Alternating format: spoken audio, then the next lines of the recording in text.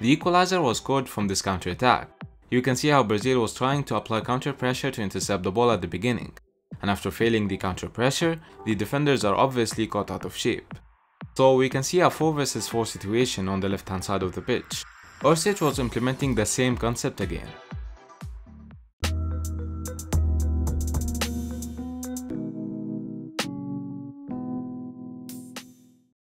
Hello there everyone, it is Mitsu here and welcome back to another video on my channel. Today I'll analyze the match between Croatia and Brazil. Croatia started the match by applying high pressure. Zlatko Dalic did not want to give the possession of the ball to Brazil, so we saw the team pressing very high up the pitch. Something that forced Brazil to play multiple passes back to Alisson. You can see in this example how Neymar and Vini were forced to drop down to help in countering this pressure. On the other hand, Brazil used this 4-4-2 shape during the defensive phase. Eder Militao was playing as a right back, while Danilo played in the left back position.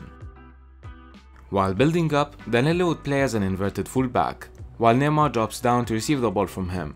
Personally, I believe this was a huge step back for Brazil. Danilo is not the type of player who can excel as an inverted fullback, so yes, his positioning was correct, but he was not adding anything to Brazil during the build-ups.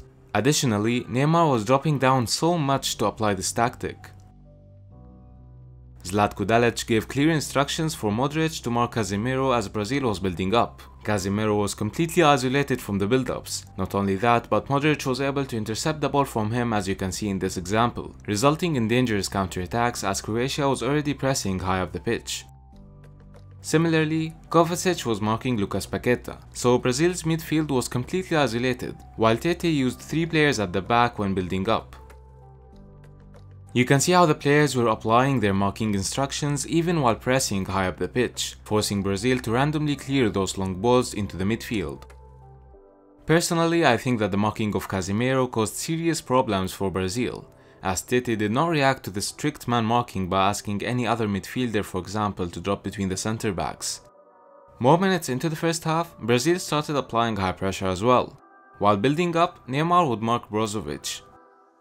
Brazil had 4 players between the midfield and defensive lines of Croatia. Richarlison was usually positioned between the center back and the full back to try and receive any crosses inside the box. Zlatko Dalic concentrated on applying good counterattacks. Basically, Croatia's counterattacks looked like this. 2 players positioned close to each other in the midfield, while 2 other players would try and stretch the defensive line. This shape was seen multiple times throughout the match. This was also effective due to the fact that Eder Militao and Danilo are both playing out of possession. Croatia even played a lot of switches during open play situations. You can see how Brazil was struggling to mark the players on the flanks. The only way to break Croatia's low defensive block was by performing link-up plays of short and quick 1-2 passes. The first occurrence was by Vini, after he had the ball on the wing, and as usual he tried to cut inside. He took the advantage of Richarlison's positioning inside the box, who performed the station role here by playing this 1-2 pass with Vini. You can see that Croatia's defensive awareness is not the best here, given how the 3 players were following the ball. So as soon as Vini played this 1-2, he had enough spaces to go for a shot. I wanted to mention again how Danilo was supposed to replace Casemiro with his inverted fullback roles, as Casemiro was marked by Modric, but Danilo's performance was very poor. Towards the end of the first half, Brazil stopped applying high pressure. We saw Croatia receiving the ball between the lines without any disturbance from Brazil. The entire team seemed to slow down. I'm not sure if that was a stamina issue, but they even stopped pushing forward during the attacking phase. This video is brought to you by METRICA Sports, the fundamental tool for every coach and analyst. Create and manage all your video analysis in one platform. Use the coupon MITSUGR at the checkout for a 10% discount. Moving to the second half, I think Tete was overdoing this tactic of linking up Neymar and Danilo. It did not make sense for Neymar to play this far behind, especially that Brazil did not score an early goal. You can see how Neymar in this example was covering the possession of Danilo as he pushed forward. And this is not a counter-attack, this is just a normal situation. I do not understand how Tete asked Neymar to be positioned over there. You can see here how close he was to the defensive midfielder during the attacking phase. On the other hand, Zlatko Dalic did not change any tactics. Modric continued to mark Casemiro, and again, no reaction from Tete whatsoever.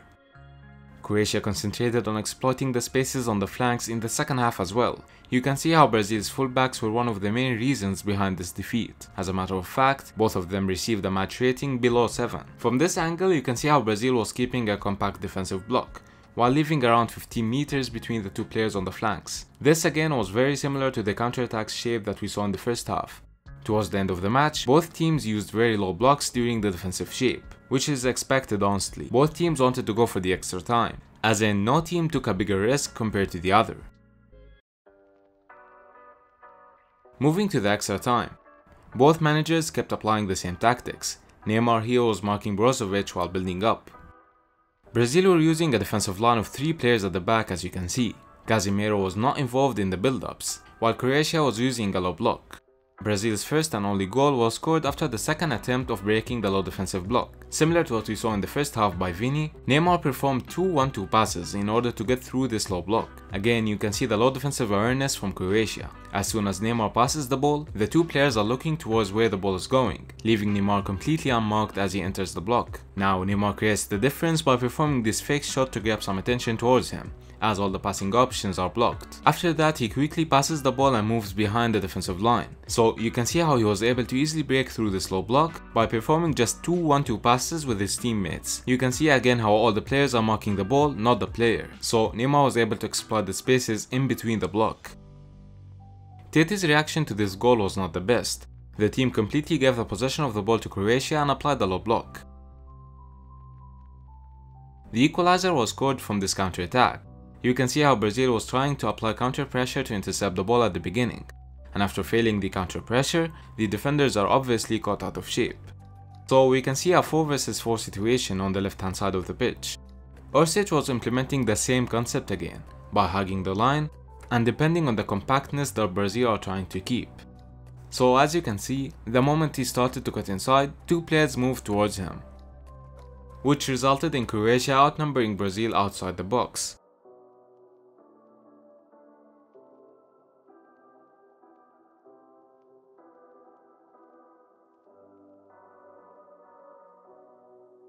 Before I end the video, I would like to let you know that the Ekkono Coaches Academy started publishing in-depth analysis of the World Cup teams. So if you would like to know more about these tactics, you can use the code METRICA after signing up from the link in the description. So that was it guys, I hope you have enjoyed the analysis. I was actually planning to upload another analysis of Argentina vs Netherlands, but both matches went to penalties, so it messed up my schedule. Anyway, let me know who will reach the final in the comments down below. Thanks for watching and I'll see you guys in the next one.